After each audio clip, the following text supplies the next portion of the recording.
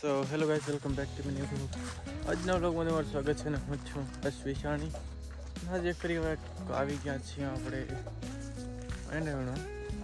તો જોઈ શકો છો કંઈક આવી હાલત છે એંડાની. જે ટોળો તરફ એટલે આપણે એંડા થોડા ભંગાણા છે ને આપણે એંડાનો. તો ચાલો, તો આપણે ફાઇનલી વાગ્યા છે 11 ને આપણે જઈ રહ્યા જમવા અને બધા મજૂર આવી રહ્યા. અને આમાં આપણે હવે લાસ્ટ ઉડે જો આપણે વધવા દઈ રહ્યા, કારણ કે હવે 10 એકરમાં આપણે ઊભા છીએ. આ 5 એકરમાં વીણે જાય ત્યારે, અને 10 એકરમાં આપણે 5 એકરમાં પણ થયા છે. આજે 5 દી થયા, અને આજે નહીં ને જે 8 દી તો પાકા એક 5 એકરમાં, અને બીજા છે આપણે 10 એકરમાં. તે આમને ઊંચા જ છે, તેને આપણે ભાગી લેતા આવી રહ્યા, કારણ કે ઓછો માલ ઉતરે.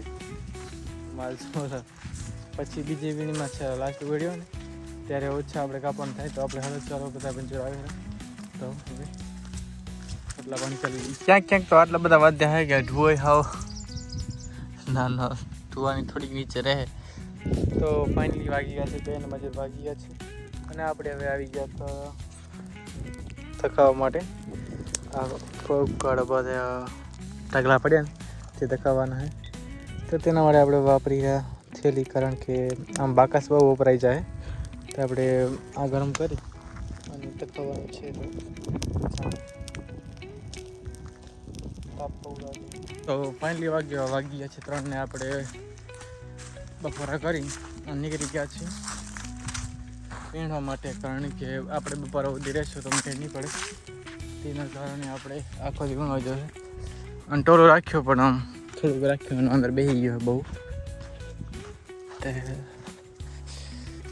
એનું તાલક ટ્રેક્ટર આવી ઉપડાઈ દીધું, આવી રીતે થઈ ગયો હોય. સવા બેસી ગયો હોય, તો કાલે ટ્રેક્ટર આવે ત્યારે આપણે ઓછું કરી લઈશું. અને કંઈક બીજા તો વચ્ચે આપણે ખરા કર્યા ને ચેલો આમાં નાખ્યું છેલ્લા છે.